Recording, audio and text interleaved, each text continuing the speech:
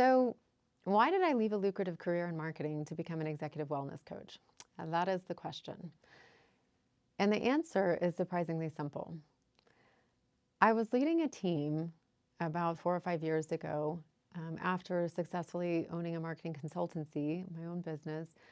And it was during this time that I was really starting to meditate deeply. So I was no longer hooked to the apps and didn't need the guided meditations. I could actually quiet my own mind.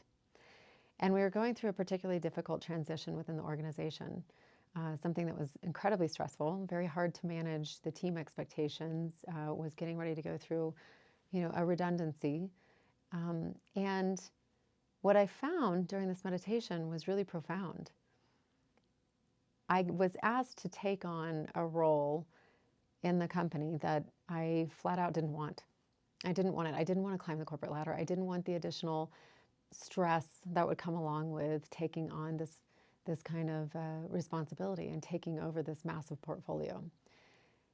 And I kept fighting it and I kept saying, no, no, I don't want to.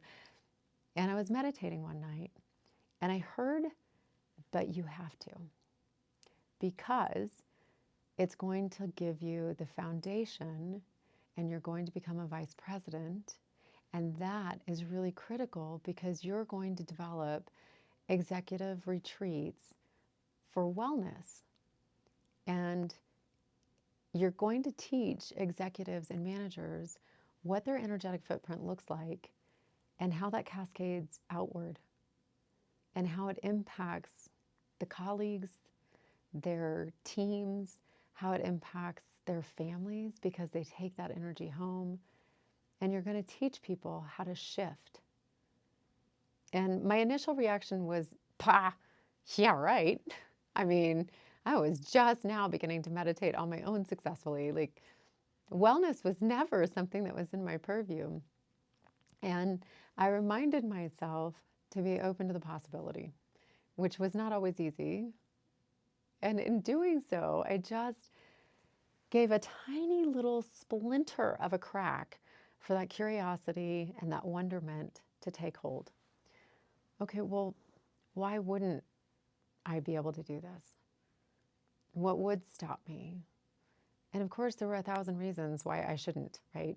I don't have the skills. I don't have the training.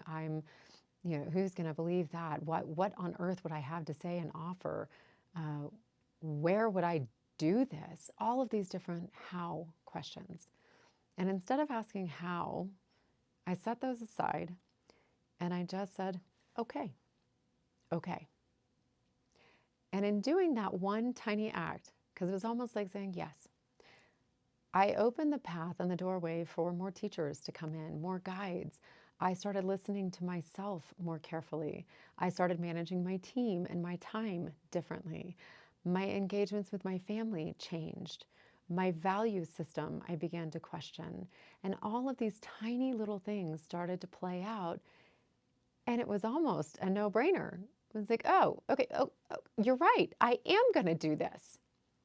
And with all of those teachers came the additional learning that I am now, certified as a sound healer. I have an 800 registered yoga therapist license for Ayurveda. I teach Ayurveda. I teach guided meditation, all of these different aspects. And the reason why I did this was simply because I had to start implementing wellness for myself. I had to start putting the boundaries in place because I was in a high stress job. And learning how to set those boundaries and learning how to put the toolkit together, including my diet, including movement. I wouldn't say exercise, but movement, including how I emotionally regulate, because that was not always something that I was successful at. How do I manage my ADHD? All of these tiny things, like when I get overwhelmed or when anxiety creeps in, it feels huge. And so all of these different things I was doing for myself to help me regulate and to help me stay in harmony. Well, as this meditation started to come forward and I started investing more time and learning and getting my credentials and things of this nature, and just simply by saying, okay, and allowing myself the curiosity, I've learned how to manage my energy. I've learned how to manage the symptoms and get down to the root cause of what what created those symptoms, and how to bring back in harmony without pharmaceuticals, without prescriptions, without needing to go to 1,000 different doctors with inconclusive results. And it became very clear to me as I've told my story that there are others out there that my story resonates with, that I was running from one thing to the next, constantly trying to perfect being the best employee, being the best mom, the best wife, this, that, and the other, because I wasn't dealing with my emotions.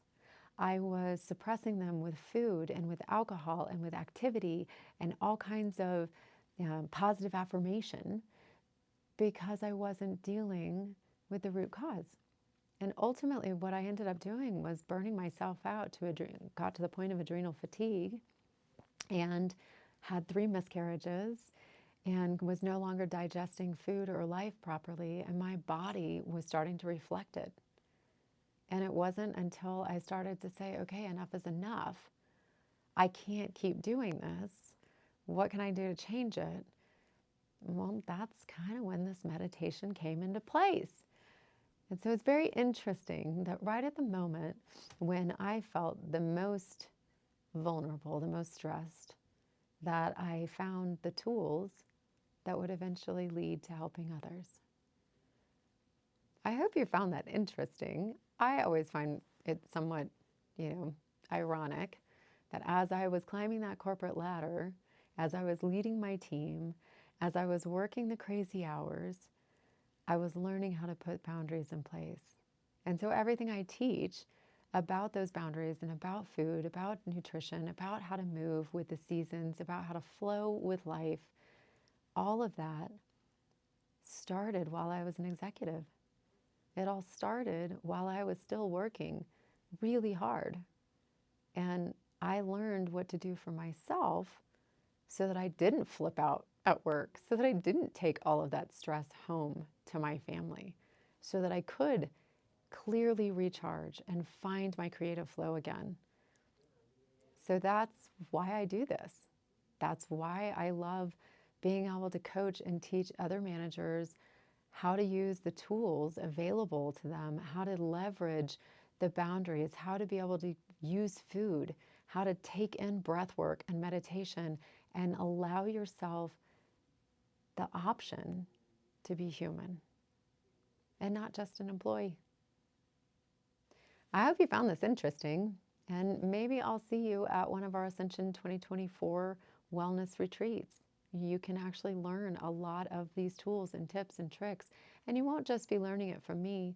You'll be learning it from a panel of 12 different amazing speakers and facilitators that have loads of experience helping people to manage trauma and stress, helping them to come back into their bodies to feel whether or not they're in alignment with their values. There's so much that you're going to gain from this experience. It's 4 days. It's up here in the mountains. You're going to spend time in nature. You're doing it with other like-minded individuals. You'll be able to learn from each other and see what one company is doing or what another manager might be doing. You'll walk away with tools like a wellness scorecard and books and materials. And best of all, it's not just going to be lectures. You are actually going to get to implement and practice so much. So I can't wait to see you. Don't forget to check out the website. It's ascensionwellnessretreat.com.